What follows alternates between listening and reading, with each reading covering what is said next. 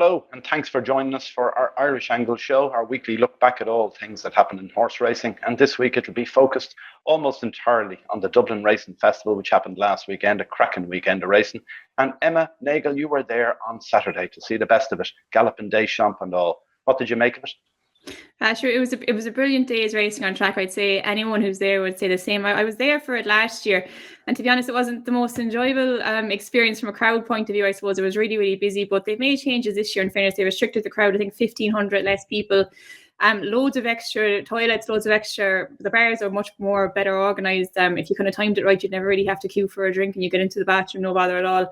And just the racing itself, like, it was absolutely brilliant. I think the whole crowd really got involved in the whole thing, and the reception for Galopin Des Champs, I can't remember seeing anything much like it. I remember Honeysuckle winning there a few years ago after the COVID spell. It was probably as close as I've seen, but they were crowding 20, 25 people deep, if not more, around the parade ring to see him. There's some brilliant pictures from Healy racing of just people kind of reaching out, trying to touch the horse. It's kind of reminiscent of things, I would have only seen pictures and videos of years before. It was just brilliant, a brilliant day's racing, and I'd say no one in Leopardstown on Saturday anyway at least was disappointed going home. Yeah, everyone got value for their money, and they probably came home with a bit of money too. 7 favourites over the 2 days. Biggest price winner was 9-1. No double figure price winner over the 15 races. That was good for punters, Johnny.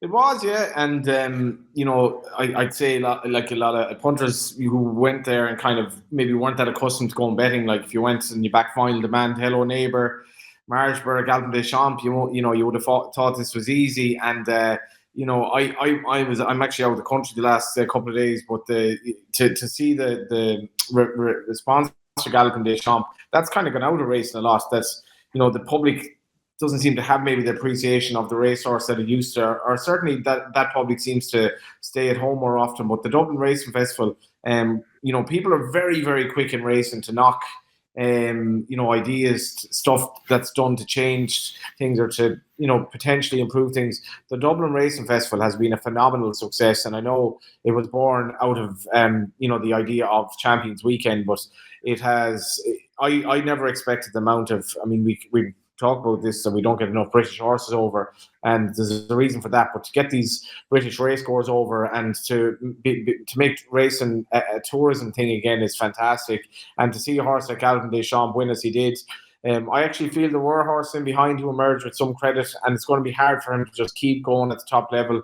Thought Factifile emerged with good credit in the race, but fantastic to see. The Willie Mullins domination was, punctured merely by Gavin Cromwell, really. And that was to be expected. That's not really a healthy state of affairs. The one trainer is so dominant that Gordon Elliott was an irrelevance at it. I don't think that's a particularly healthy state of affairs, but all in all, the DRF was phenomenal again. I thought we, in a season where it had been very slow to get going, we were marvelling in early January that it was 10-1 the field in the Supreme. At the DRF, we saw 2 exceptional novices emerge that maybe the performances I wasn't expecting from them. Yeah, there was some fantastic racing, wasn't there? And I think we saw some really good winners. It'll be interesting to see how it translates now in a few weeks' time when we get to Cheltenham, because last year, the Dublin Racing Festival, 11 horses that ran there went on to win at Cheltenham, but only 4 of them won at the Dublin Racing Festival. So that meant 7 of them got beaten at the Dublin Racing Festival and went on to win at Cheltenham. Hard to believe we're going to see something similar, Emma, is it? Yeah, I don't know. I suppose in the handicaps there might be something popping in behind that might pop up at Cheltenham again. But I thought the performances from the novices, like Johnny said, they kind of blew me away, to be honest. I was kind of doubting both coming into both Nathaniel Lacey and the 2 mile grade one. Like, I thought Final Demand had a lot to do against quite an experienced field. Like he'd only just won his maiden hurdle in Limerick, albeit very impressively, but he showed some engine, and he's now favoured for the Turners and the Albert Bartlett. You'd have to say, like, either one that he goes for, he'll be a fair nut to crack. But that Kopek, the boards, we were kind of saying it, like the Supreme field looked open. I suppose Romeo Coolio was the one to beat in there, but Kopek was he improved so much since the Christmas meeting at Leopardstown. I thought the way he jumped there, he couldn't possibly win a grade 1, but he seemed to turn inside out since, and looks like a horse with a huge engine. It was brilliant seeing the interviews from Winning Connections afterwards as well. Fermoy, the McCarthy's down in Fermoy own him, and they're getting great crack out of him as well. And you would have to say he looks some machine. Willie was fairly waxing lyrical about him afterwards as well. He'll be fairly hard to beat in the Supreme now. I suppose we were kind of waiting for these star Willie Mullins novices to emerge, but they didn't have come at the weekend. Yeah, 11 to 8 for the Supreme. That horse is very, very short. And Salvador Mundi seems to be forgotten about all of a sudden. So I don't know. I think that market will change in the next few weeks as well. There'll be little bits of hype and talk about all sorts out of Mullins, I'd imagine. Other ones, obviously, look, with Galopin Des Champs, the crowd went wild. Fantastic performance. He's after winning that Irish Gold Cup 3 years on the trot. He's now going for 3 Gold Cups on the trot. Can he do it, Johnny? And how good is he? Yeah, he has to go down as the best. I think he has to go down as the best staying chaser, and I've seen anyway to maintain this level of form where he's. I suppose really only at Punchestown we see him maybe under the level that we expect from him, and maybe Punchestown is not quite his track. Maybe there are other factors involved, but I've said this before. Like Best Mate was wrapped in proverbial cotton wool for a reason. It's and horses.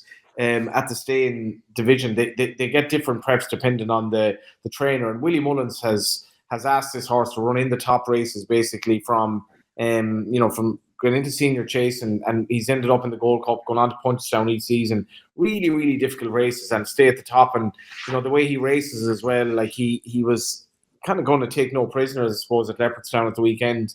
And it's just that turn of foot or that ability to keep going at the end of his race that's quite phenomenal. And there was real, like, you look at Mark Walsh on Fact to File, and again it was a lot like Fast or Slow last season. You're coming into the straight at Leopardstown, and it's kind of hard with that revolving camera at times to know exactly what's going on in terms of relative distance and that, but visually you're looking at a horse who's essentially second favourite, chasing Galopin Des Champs in with a chance, and it just becomes apparent after last that he's just absolutely relentless. I wouldn't entirely be giving up. I mean, if you are in the Fact to File camp, you've run a good race. Like you have to take it into account how inexperienced this horse is. Granted, he was done for second on the line, but he's run a good race. He travelled well. He's getting better with experience, and with Jamie McManus having no other obvious contender, I'd probably be tempted to go for the Gold Cup with him. But Galopin Des Champs is phenomenal, and he's done a lot for racing now. I didn't appreciate how popular he was until those. The reception that he got at Leopardstown is really rare. Like, that just doesn't happen in racing much anymore. And he's a phenomenal racehorse, an absolutely phenomenal racehorse. I'd say he's an absolute pleasure to ride as well for Paul Townend. And he goes down as one of the absolute greats for me. Yeah, I'd agree. I think his jumping is exceptional. That's the big thing for me. He's foot perfect at practically every fence, every day he runs, which is extraordinary at that level. But just on that, Johnny pointed out Fact to File, saying maybe still go for the Gold Cup. I'd be tempted to go Ryanair there. What would you make of it, Emma?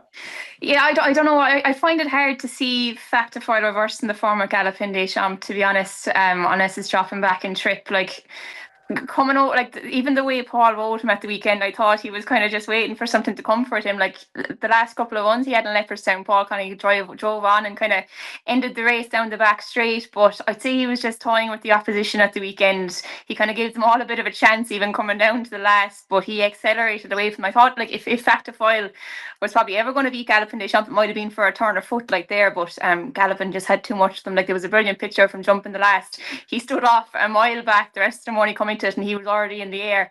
I couldn't see any reason why Fact to File could reverse it for him unless Galopin Des Champs was under the weather on the day for whatever reason. Whether they'll go for the Gold Cup or not, I suppose. If they already have Spillane Tower, more than likely going for the Ryanair. Is it worth rolling the dice? Possibly, but I suppose you kind of have to think of the future with Fact to File as well. Maybe going for an easier time in the Ryanair this year and maybe coming back to the Gold Cup next year as a more mature horse. Like, he's still a young horse relatively. Like, he did skip his hurdle season, so look, I don't know, I'd be worried about maybe giving him too hard a time in the Gold Cup. Giving him easier time in the Ryanair might be better, because I can't see anything beating this Galopin Des Champs. He's absolutely unbelievable. Like, even seeing him crossing the line at the weekend, it looked like he was smiling. He was only toying with the opposition. I'd be shocked if anything can get anywhere near him in this Gold Cup, to be honest. Yeah, I think the same. I hope so. Anyway, it'll be fun. It'll be some spectacle in Cheltenham if he puts in a similar performance to what he did in Leopardstown at the weekend. Looking at some of the other performances, then, Mageborough now going to take on Sergino in an Arkle. What did you make of that performance, Johnny? Is it good enough to beat Sergino, or where do you sit in the Arkle picture at the minute?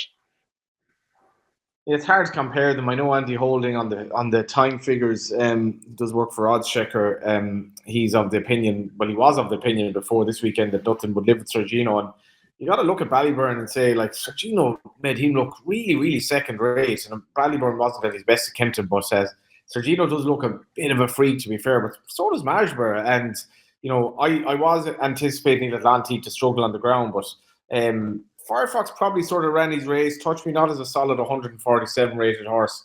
And he's just so much class, Marshborough, the way he does it. I know he can still improve a little bit in his jumping, but like, he's done so little racing. He's only just turned 5 years of age. And I tell you what, like, if we have some of these novices going, and we have Willie talking about Lossiemouth, we'll talk about her going to the champion hurdle, this Cheltenham was going to really rested right back from where it should have been last year, but really wasn't.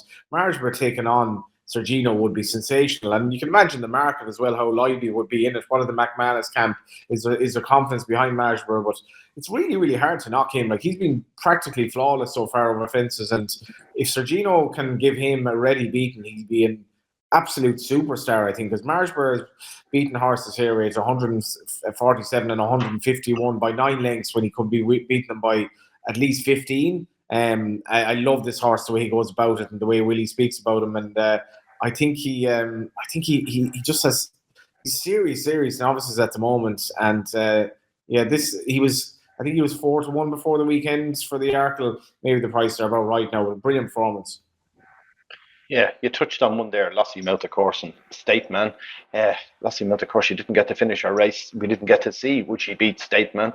But what do you make of that, Emma? We've got Lossiemouth, Stateman, brighter days ahead, Constitution Hill. The 4 of them are still balls in the air. We're not sure exactly who'll run where. What way would you go?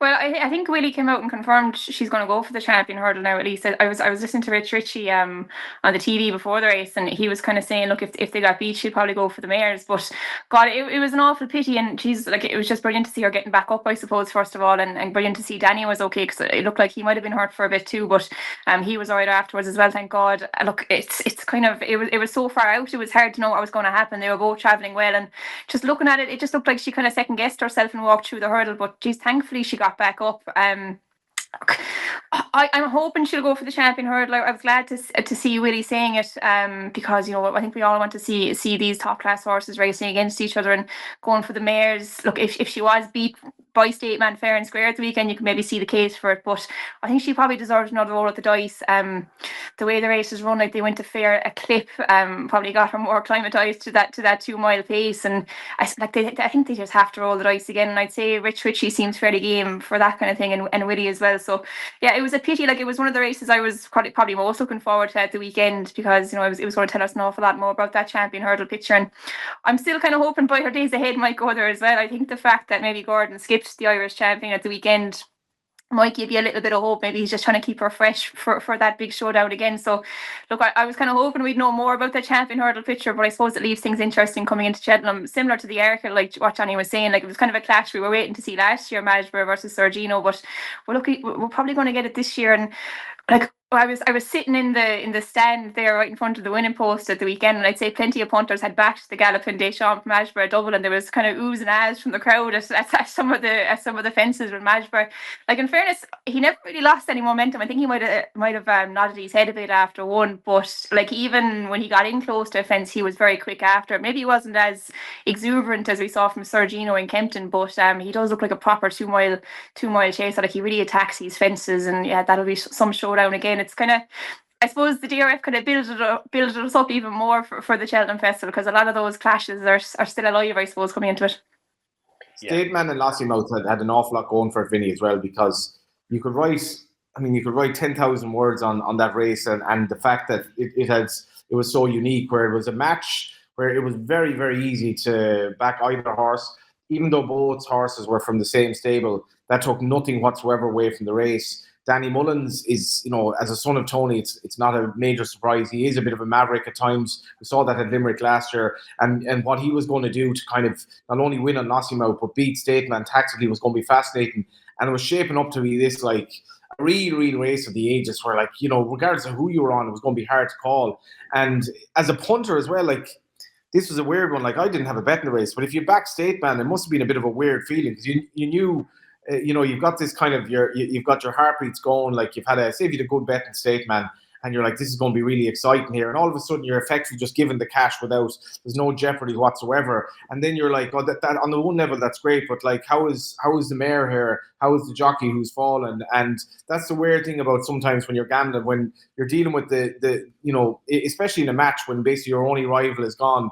It's almost intuitive that there's a sense of joy because, well, I've won my money here. But then you have to counter that with like, well, that was a bit hollow the way that happened. And it obviously, David Jennings said it was the mother and father of anticlimaxes. It was like that. But Willie Mullins, again, running these best horses against each other. And that was the real what could have been moment because I felt tactically they'd gone off pretty hard. I mean, Statement didn't even win by that far in the end. So I'd say they've gone a right go gallop. And what might have happened. And I was surprised after the race that Willie was so adamant about the champion hurdle because I've said I don't envisage all four Stateman, the two Mullins horses and Brighter Days Ahead. I'd be surprised if they all rocked up in the champion hurdle, but it was great to see Willie so adamant afterwards. And over to you, Gordon Elliott. Now, may you do the same thing and do the right thing for racing. I feel, even though I still think they will be tempted by the mares for other reasons. Yeah, I'd agree. I think they will now, particularly now that they know Lossie Mount is going champion. Sure, it's a penalty. What would you do, Vinny? What, Johnny? What would you do?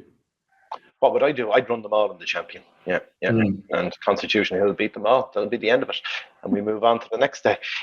But that's my opinion. But the other one, then, talking about opinions, you had an opinion about one. Hello, Neighbour. You were tipping that up at 50-1 for the Triumph into 5-1 now after winning. First grade one, Emma, is that right, in 4 years in Ireland for Gavin Cromwell, you were telling me?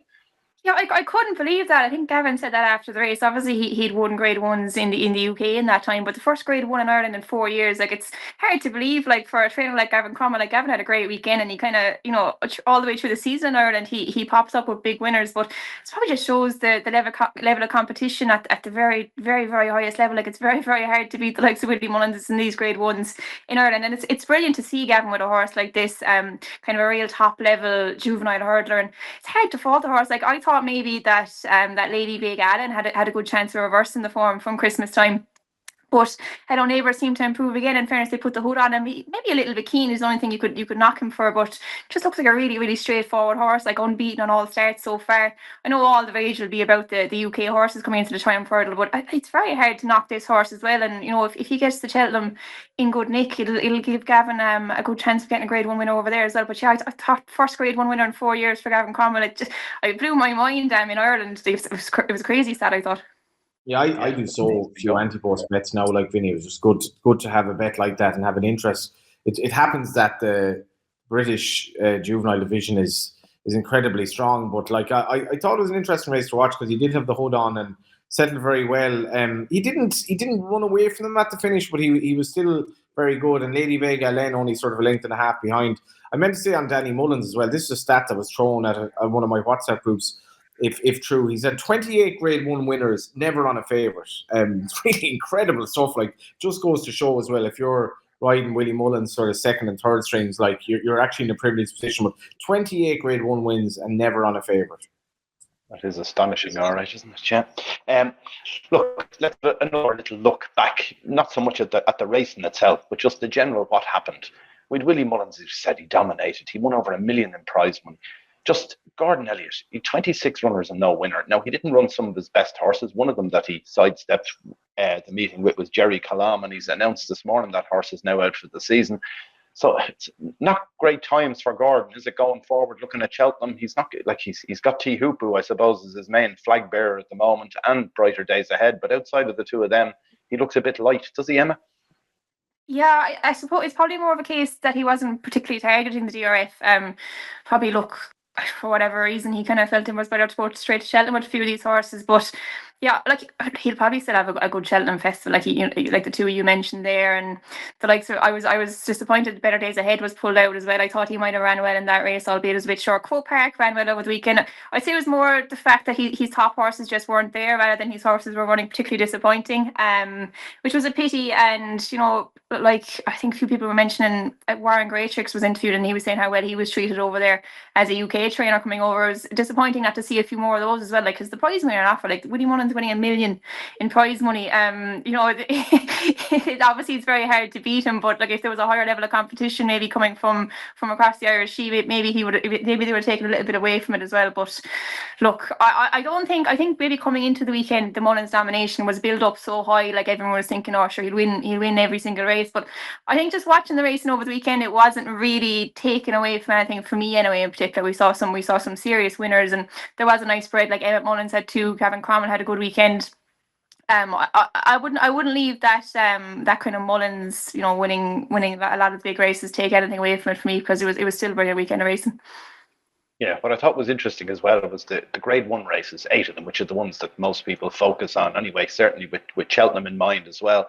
That last year at the Dublin Racing Festival, there were 5 of those races that had less than 8 runners, so you couldn't back each way. Sorry, 6 of them out of the 8, I think last year. There were only 2 of them with 8 or more runners. This time we had 5 with 8 or more runners, which is a good sign, Johnny, isn't it? More competitive. Absolutely. Yeah. I honestly think that's massive. Like, and you see the Coolmore/Ballydoyle at times literally running horses to get the 8 runners for the World Pool. And maybe I'm a traditionalist, but like I like betting each way, and I most people don't like backing odds on favourites. So it gives a completely different shape to the race. Just on Gordon Elliott and Willie, I have a feeling there's a bit of a difference of priority and romance here when it comes to ambition in terms of festivals. I think Gordon values Cheltenham maybe more than Willie, in the sense that like Willie has absolutely thrown everything at the Dublin Racing Festival, and I don't think it's nearly a priority for Gordon. Like, because it was never really suggested the mare was going to run. I know she'd a hard race at Christmas, but at the same time, the Dublin Racing Festival is specifically timed to be the intermediary between Christmas and the middle of March in terms of timing and all of that. And to miss out with these 2 big horses, for me, suggests that like Gordon still, Cheltenham is absolutely the holy grail for him. And you'll notice even Emma can relay this as well, where if you were asking Willie a question at the Dublin Racing Festival launch at his yard a couple of weeks ago, he was like, we're not here to talk about Cheltenham, we're here to talk about the Dublin Racing Festival. And that was quite interesting as well, where, I know Ted Walsh was saying, don't be bothering me talking about the Gold Cup winner in October. I have no interest in that at this stage. And people can get a little bit kind of annoyed about this Cheltenham narrative. I think for Willie Mullins, Dublin Racing Festival means more than it does. Maybe you can say it does because he's all the horse, but for Gordon Elliott, I think Cheltenham is everything. Yeah, but just looking at that from the Willie perspective, he's getting a free pass, isn't he? Largely at the Dublin Racing Festival, that you've got Gordon not taking part. None of the English trainers are taking part. So who's he up against? Gavin Cromwell, who had 3 winners, and Henry de Bromhead, the only other major player in the game here, realistically. And of course, he had a poor week. I think he only had 9 runners at the Dublin Racing Festival. Best finish was a 4th place, so he wasn't a contender either. But just on that, Emma, like if we had Gordon showing his best at it, we had the best of the UK, or some of them coming over, even in relative numbers, even if we had a handful of them, it would change the picture somewhat, wouldn't it? Some bit you'd imagine. Like, I mean, Willie was probably always going to dominate anyway, I suppose. Like, look, if there was a few of Gordon's top ones shown in there, he would have come away with a good prizes as well, I'd imagine. But look, it's definitely not Willie Mullins' fault. Though. Like, I mean, he's making a lot of these clashes in the races as well. I know you're saying he's getting a free pass, but that's up to the other trainers, I suppose, not him. Like, he made a few serious clashes across the weekend as well. Like, he running a lot of these top novices against each other. Factor Foyle versus Galopin Des Champs in the Gold Cup, Lassie Mount versus State Man. Like, if Willie wasn't so game coming into the Dublin Racing Festival, and 100% what Johnny was saying, like we were at Leopards or at Willie's yard a few weeks ago, and his only focus was on the Dublin Racing Festival. He put serious value on this, and as you should. Like, I mean, as an Irish trainer, like, just seeing how the crowds love it, just seeing some of the reaction from the English or the UK race scores online over the weekend, they love it. The prize money on offer is unbelievable. Like, it's a festival that can stand up on its own 2 feet, and it's a pity it's not getting better supported from other areas. But look, it's able to stand up on its own anyway. And I think maybe just seeing the reception that the crowds are given to the winners, and maybe owners will be more inclined to target this DRF, because it does slot in nicely ahead of Cheltenham. Like you were saying, like, the amount of Cheltenham winners that came from the DRF is unbelievable. So I don't really think you can make the argument that it's too close. Maybe for some horses it mightn't suit, but you get plenty of time between the 2 races, and like thinking of like the horses that the campaigns that the horses have on the flat, like, you know, they're going across countries, across borders the whole time, running in big races, you know, a few weeks after the other. So I can't see the argument for it being too close for Cheltenham for people to come over. And look, it's a brilliant festival, and hopefully, you know, in the next year or two, the UK trainers will start targeting more heavily, because it will definitely add to the occasion of a brilliant race meeting. I agree. Yeah. Anyway, finally, have you a horse for us to follow from the weekend? One that caught my eye a little bit was in behind Galopin Des Champs. We had I Know the Way You're Thinking. I thought that finished very strongly. Had a lovely position early, dropped out towards the back of the field about the third last, and then came home nicely, hands and heels, finished fourth. There's a day in that. I don't know where it runs, is the question, because I don't think it's going to run at Cheltenham, but it might go for the Aintree Grand National. It might appear somewhere else. Be interesting. Might even be one they'd supplement for the Gold Cup if they thought about it long and hard. What about you, Emma? What's the one that really caught your eye?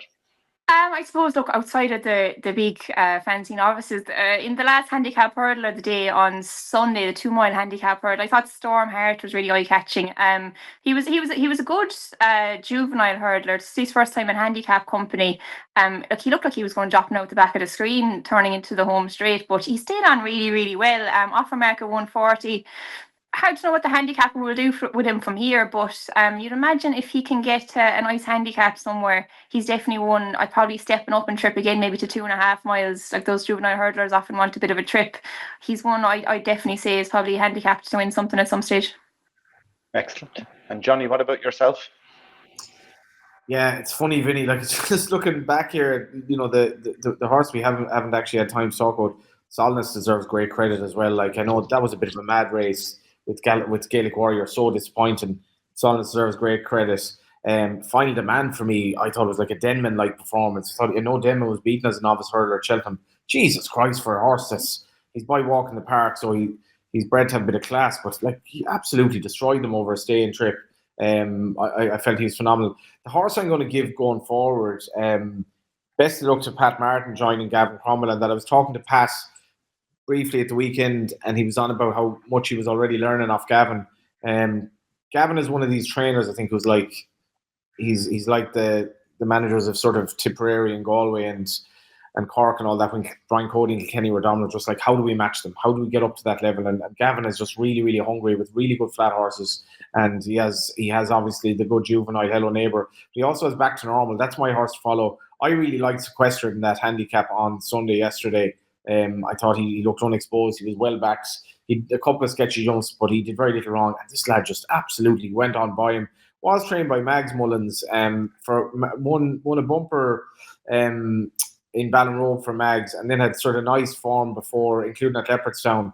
But the gamble was sort of hard enough to call, and gambles on Gavin Cromwell horses are always worth noting, I suppose. He's very good at laying out horses for meeting, and this horse was stepping up and trip.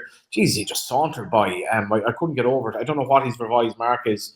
There must be something at Cheltenham for him. He's only had one handicap run, and now we'll go in his 5th start if he goes to Cheltenham. But he's a horse worth following. He's only had 10 starts, only had 5 for Gavin, and some of them you could probably nearly put a line through. I thought like that was a proper competitive handicap, and he just waltzed on by. Yeah, step up and trip is the key there, wasn't it? He looked like he got him handicapped over shorter distances. Fair dues to him. Anyway, he wins a few quid. Most people did as well, because he was a short enough price favourite. The handicaps produced some nice winners over the few days.